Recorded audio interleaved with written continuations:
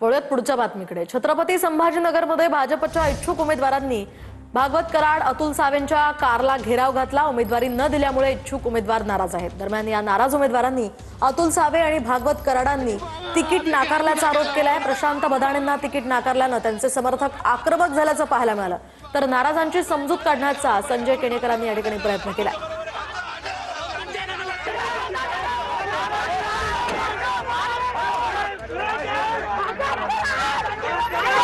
साहेब, मी घराघरात 2500 डस्टबिन वाटले साहेब, काही नसताना घरून साहेब चष्मे वाटप केले साहेब।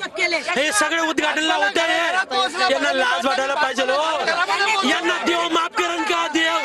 देवा भाऊ माफ करतील का? या कराडला देवा भाऊ माफ करतील का?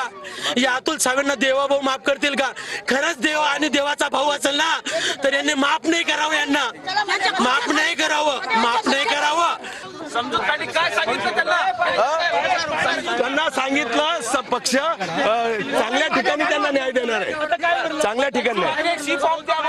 हो नाही मी हे बघा, कार्यकर्ते असतात अनावर, पक्ष एकाच वेळेस सगळ्यांना संधी देऊ शकत नाही। या गोष्टी लगेच होणाऱ्या नाही आहेत, त्याला थोडासा वेळ गेल्यानंतर त्या निश्चितपणाने ऐकतील, कारण त्यांनी हे मान्य केलेलं आहे की आपल्या पक्षाची शिस्त त्या पाळत आहे आणि पक्षाच्या शिस्तीनुसार त्या इथे त्यांचं मत मांडण्यासाठी त्या इथे उपोषणाला बसलेल्या आहेत।